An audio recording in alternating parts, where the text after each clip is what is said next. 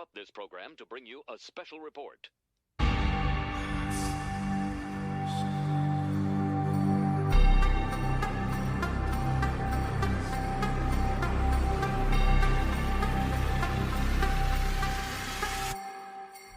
Welcome to the 2023 Dakar Rally edition of the Chasing Waypoints podcast. Bringing you daily updates as competitors take on over 5,000 miles in 15 days across the Arabian Peninsula. Don't forget, hit that subscribe button so you don't miss any updates. And if you haven't already, make sure to follow us on Instagram at Chasing Waypoints for more updates and news from the bivouac. That being said, let's get to it.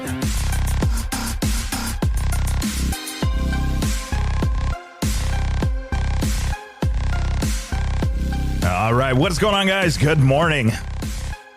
It is stage number four of the 2023 Dakar Rally finishing up, and we have some results. And we've got some stuff going on and some shakedown. Happy to see that none of the teams floated away overnight. Obviously, if you guys saw the news and you've been keeping up with the Dakar, you saw there was some weather, absolutely weather, and actually cutting the stage short before the actual finish due to weather reasons, due to weather restrictions. Official news from the ASO was basically, we can't fly a helicopter in this weather, so we want our guys safe. And we can't get them out of there if we need to, so let's go ahead and put a stop to it. So they did pull the stage a little bit early, not by much, but they did cancel a good chunk of it. Either way, our guys, all of the teams doing well. It shook up the order a little bit, but not by much. Either way, if you guys saw the results, you already know Mason Still putting in another podium effort. We talked about that. Those guys were already done. Something that's pretty cool that I've noticed, and I guess we've officially arrived, right, is the bonus time infrastructure that they've put in, or the bonus time rules. So now the guys at the top are gunning for that, because it's literally like multiplying their time back depending on what they're doing. So my understanding is, if you are leading, you are getting about 1.5 seconds back per kilometer of it. So now that we have the results a little bit clearer, for stage 3, it looks like it was Daniel Sanders obviously taking the stage win. Skylar Howes in that number 2 spot. He got back 3 minutes and 14 seconds. And then Mason Klein in that 3rd spot getting 5 minutes and 52 seconds back, or bonus time. So that is a chunk. That is a chunk of time for sure. So absolutely looking forward to how this is going to play out over the next few stages. Some of you guys have maybe already heard, but I will go ahead and give you guys some information on stage 4 as far as what was released results wise, and what has happened since we're already there. They've already gotten those results. We won't have the stage 5 rundown or breakdown, but I can give you guys an idea of what they did for stage 4 here in just a minute. But yeah, so we talked earlier today about or yesterday, I should say, we talked about the results and what was going on with the teams and everything going down. I did want to give a little bit of a little more airtime, right, to our guys, right? We got the American Rally Originals headed out. They are out there running one of the toughest classes in the Dakar Rally, which is the Originals by Motul. So for those of you guys playing the home game that don't understand or don't know the experience, Malimoto is like the original way the Dakar was ran. And by that is like, okay, you've got a box, you've got your parts, you've got your stuff that you're going to need, and that is all you get. And there are no factory teams. There was factory teams then, but everybody was basically on their own. You didn't have these big tent setups, these big elaborate, masseuse tables and all of these different things. It was just you and the bike and your box. So it was very interesting. That is the origins of how the Dakar ran at first. So let me see here. I can get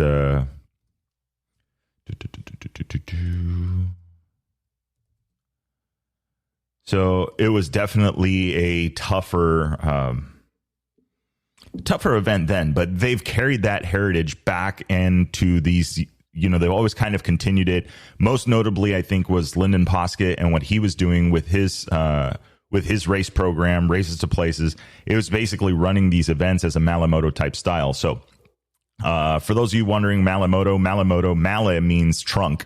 So it's basically out of a trunk, you're running your car or running your race. I'm thinking trunk, car trunk. Well, wait until you throw frunk in there when you work on a car that doesn't have a motor in the front of it. Well, at least an engine. Anyway, all right. So that's how they got started. Well, anyway, we have one of the largest groups in that class right now, with all 5 of the American Rally Originals competitors competing in the Malamoto class. And so let's talk a little bit about what they are doing through stage 3. This was pretty awesome to see. You have Paul Neff. Through stage 3 is running in the top 10. So he is the highest placing American Rally Originals team member at the moment. So running 6th currently, and he is actually a Dakar rookie. So there's also that. So very impressive run so far. He's definitely putting the game together. And they've been working. Paul, if you guys didn't hear, I had him on the show, or he was on the show a few episodes back, where we talked about, where he started the schools and the stuff that he does and help. So it's really awesome to see him. And he is fast, and he can ride that bike very, very well. So this is awesome to see, running in that top 10 in this class. And it's not that much. I mean, we're looking at basically right now a 30-minute gap on the stage from him. Let's see. So rankings through stage. Let's look at the general ranking and what this looks like. So he finished 6th on stage number 3, and that would put him in the 8th spot. So top 10 right now at the 2023 Dakar Rally as of stage 3. So very impressive to see, putting together a hell of a run. And there is way, way more to go. I mean, we're not halfway there. We're barely a third of the way there. So this is awesome. I mean, I think these guys are out there having fun. It has been some long days without a doubt for these guys. Mohart has had a couple of long days, but nevertheless, I've seen some of the updates. Good spirits, good running. He's out there having fun, enjoying the ride. If you guys heard the update from Skylar, it was one of the best days on the bike that he has had, or the best stages he's ever done, which is absolutely awesome to see. I sent him a message about it, and it's like, I don't think they're in Dakar. I've never seen, or in Saudi, I've never seen that kind of terrain in Saudi. And I can only imagine, the hero dirt, wet sand, the bike traction perfect, a bike that's perfectly done and tuned and ready to go. And I mean, it has to be, there's no way that's a bad day on a bike. So I'm absolutely stoked to see them. Obviously, again, Skylar and Mason putting on a show up at the top. We'll talk a little bit about what we know right now here in a few minutes. But yeah, so that is our American Rally Originals guys right now. Paul Neff up leading the group. So very, very interesting to see on that. Let's take a look as we go down. Weed this out a little bit here for you guys. Come on. So I don't know what do you guys think about the stage, about the bonus time? I feel like something that needed to happen, and I think so far it's working out pretty well for the guys. I mean, it gives the opportunity. This is something from I asked Mason specifically about this, what he thought about the bonus time, and his response was he thinks it works well because the navigator and the fastest rider always gets to stay up front, sort of. So what that means is that there is an incentive for not playing the game and not adding to the drama and not adding to this. Because, I mean, if you're a racer and you're a competitor and everybody is avoiding leading out like the plague, then it becomes unfair. Now, for people like, Mason Klein, and we were talking about this, he is very good at opening a stage. He enjoys it, which is interesting because most of the people you talk to is absolutely the opposite. They're on the polar opposite. I don't want to open because they know usually it is a death sentence to open a stage. Now with this bonus time thing, it may not, how do we say, it may or may not work in your favor. It works in your favor because you're gaining time back as long as the guys behind you aren't gaining a bunch of time there either. But if you have the ability to navigate really, really well, which let me tell you, there's, we look at waypoints, right? And if you're following the tracking and you see how the waypoints are laid out is, you have, we're just going to go with 24 waypoints. Well, those 24 waypoints represent 150 notes. Or some number, right? And I can look at it here. Here, I'll give you guys an idea. So on a road book that I have here on my wall from the Baja Rally, Stage 1, 2017, you're looking at 257 road book notes. Now, for those of you guys that are thinking about getting into rally, just don't freak out yet. But 257 notes, which is basically 257 opportunities to get it just a little bit wrong. And so the guys that are up front, obviously the elite, and the guys that have been doing this for a long time, they navigate smoothly. They understand the road books. It's just like reading. Once you learn to read, once you learn to figure this out, you see something, you instantly recognize it, right? You don't even think about it anymore. You just blah, it's done. You follow the direction.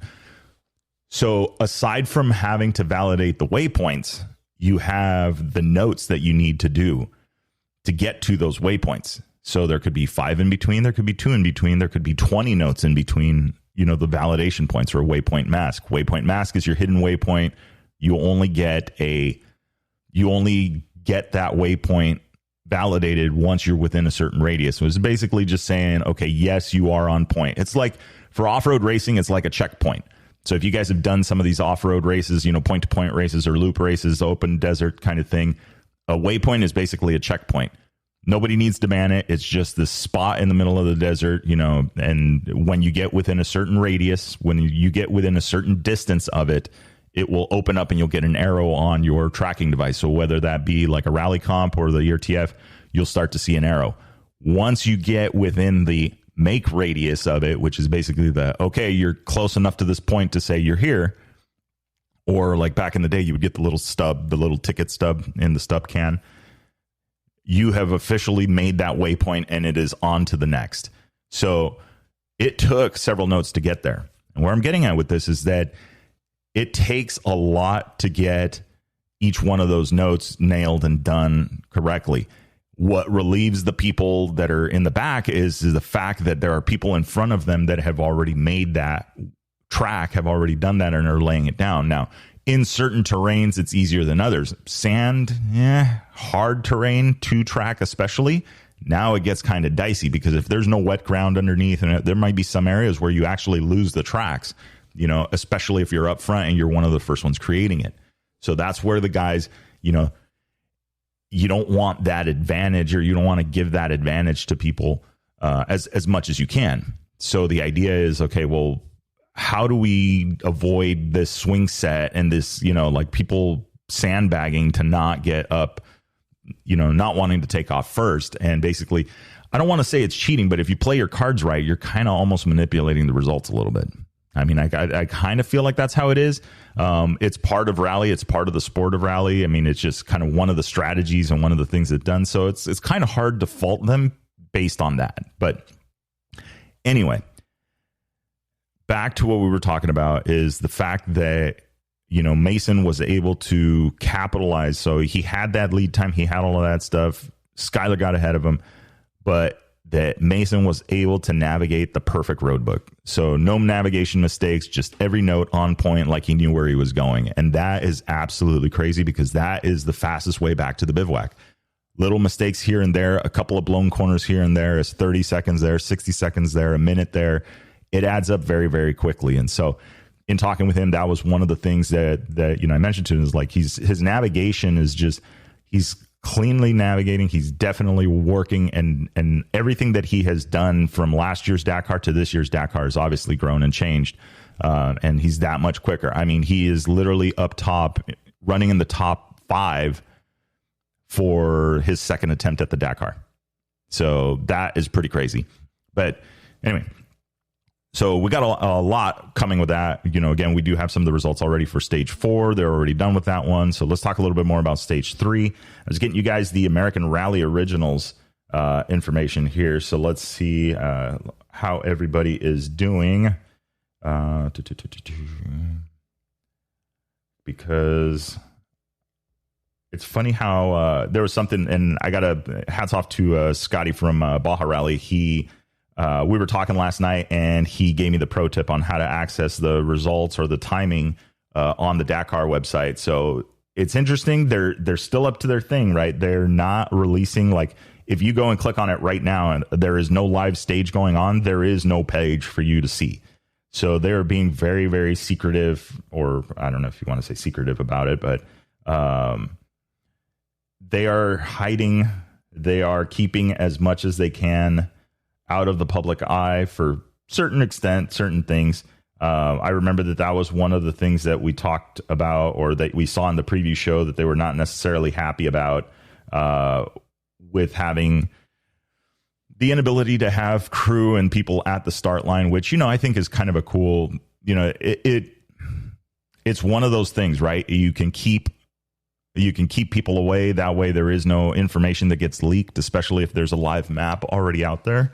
I don't know how fast those guys are at creating a map or whatever it is. And it's not like you can have GPS or other devices that are GPS based in the road book or inside the vehicles. On the bikes, it really doesn't matter necessarily, because you don't have time to get an electronic device out and all that stuff. And the worst possible thing you could do is get caught out on course, stopped looking at something other than your navigation stuff. So I think that's definitely an interesting concept. So I think that they're moving in the right direction. So we'll see. We'll see how the Dakar goes over the next few years and how they continue to change the rules. As long as we're not at, running 250s geared, 1568 or something like that, because they're trying to keep the speed limit way down. We'll see. I think at that point they'd have to make the Dakar shorter, which isn't the case. I think that this year they've got a pretty good combination going. I don't really see anybody necessarily going nuclear, but we do have one more wild card, which is going to be the A and B roadbook decision. And if they're going to actually go through with that, if we're going to see that, that will be interesting to see, how it could possibly, this could possibly shake up the order pretty good, depending on how that goes. So, all right. So let's give a rundown, guys. All right. So through stage 3, right? We're talking American Rally Originals at the moment.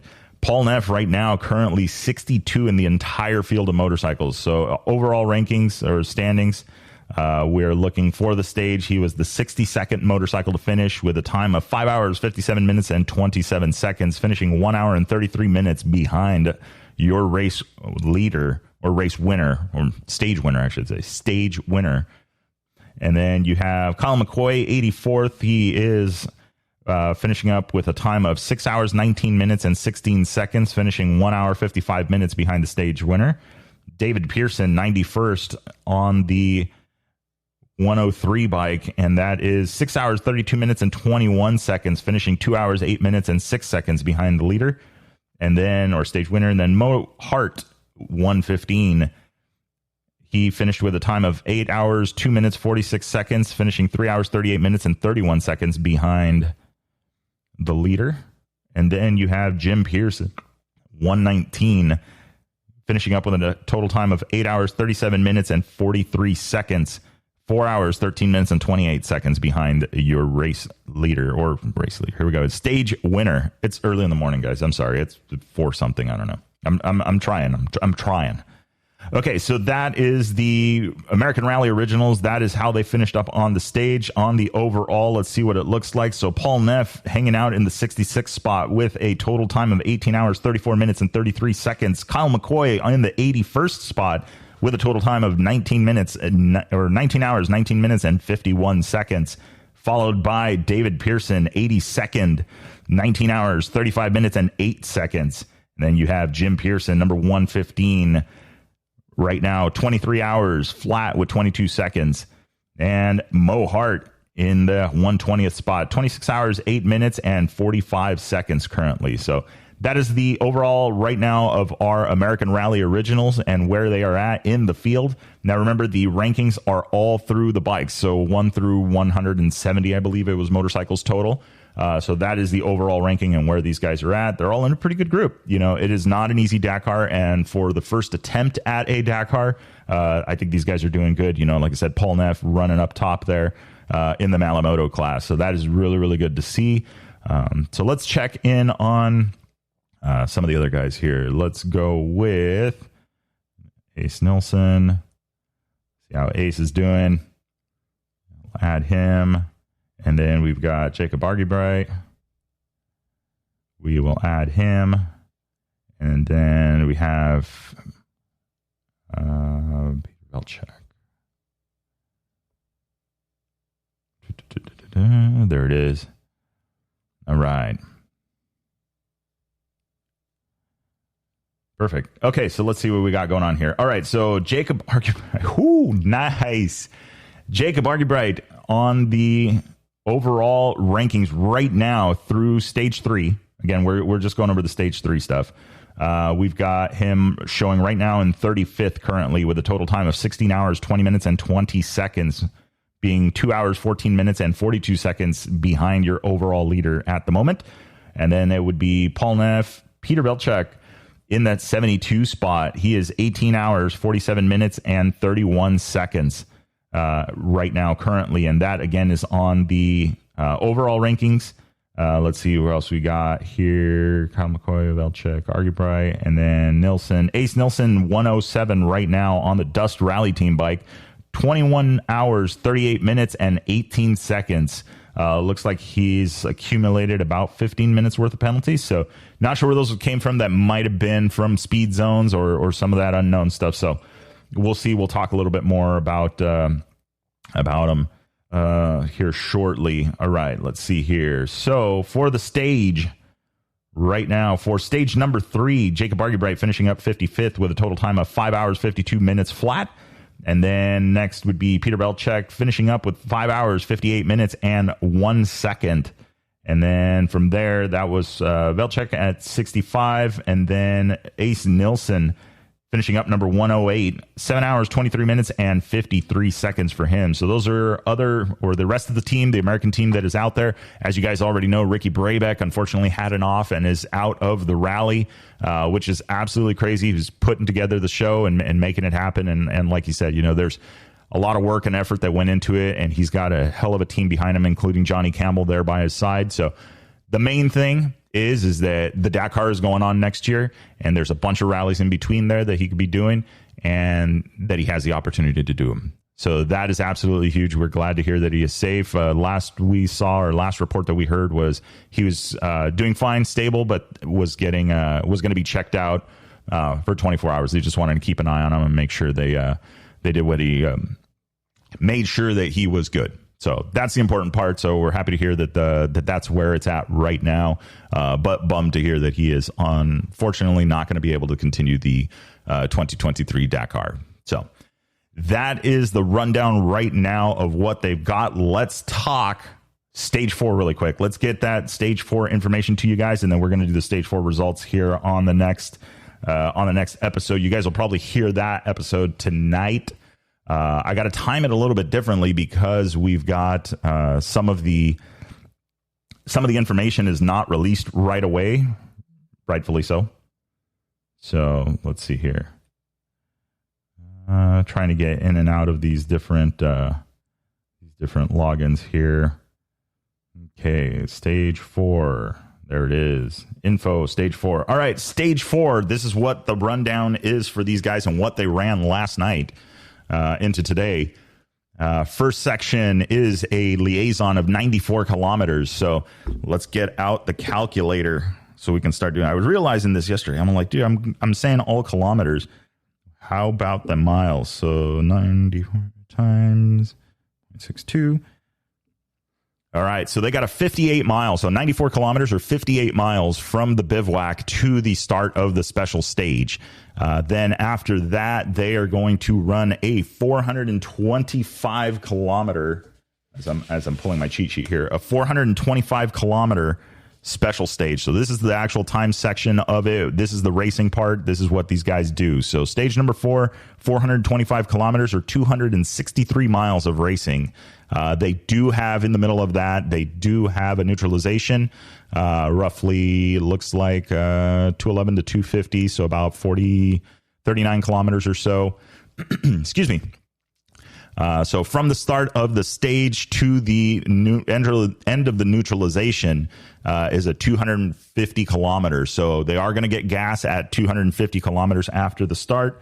Let's see what that looks like so you guys have an idea. So 250 kilometers times 0.62, that gives us 155 miles. So for those of you guys that are looking at getting into rally and looking at this, 155 miles, 250 kilometers is a little bit short. You need to be able to get to about that 175 mile range, 180 mile range, completely autonomous. So that no fuel, no nothing. They want 300 kilometers minimum range. If at last check, I think they had changed that number, but I mean that seems to be a good rule of thumb. So 300 times 0.62, so you guys know 186 miles. So you want to have about 186 miles worth of fuel on board. Those 250 kilometers, it is buying them a little bit of room to breathe in case they get lost, some navigation mistakes, that kind of thing. So, but it's not much. Then from there, let's see, we go to the end of the stage, arrive special stage or arrive selective section, and then to the bivouac. To the bivouac on the way home, it is only 58 kilometers, so that is not too bad of a day. It's about 36 miles from the end of the stage to the bivouac. So not too bad, and only another 23 kilometers after the fuel there. So not bad at all. That is what these guys are running for stage number 4 with a total of 574 kilometers for the day. So that is 574 times 0.62. We're doing this live on the air. 356 miles total what these guys are going to be running. Of that, on that special stage that they did of 425 kilometers, 36% of that was sand, 10% of that dirt, 8% of it tarmac, and 9% of it stones, and 36% dunes. So here we go. We're starting to get those dunes mixed in. They did have about 1% of dry lake bed in there, but I'm curious to see. We've got it. Here comes the dunes. So that's going to be another one that's definitely going to shake up the running order. Again, we're barely 4 stages into the Dakar, and tonight we will get stage number 5 out of the way. So we'll definitely enjoy that part of it. So let's see if we've got any. Oh, they've already posted it. Wow. All right. So we'll get this information to you guys out. Stay tuned for the next update. That is going to be the one for stage number 4 results with the stage number 5 previews. So hope you guys are enjoying the rally so far. Let me know what you guys think. Hit it up on Instagram, and let's talk a little bit about what is going on with the rally. What do you guys think about this new penalty thing or bonus time, I should say, bonus time, so you don't take on penalties for opening a stage. So I don't know. Tell me what you guys think. I hope everybody is doing well. Stay tuned for the next episode. That will be coming to you guys shortly. Enjoy.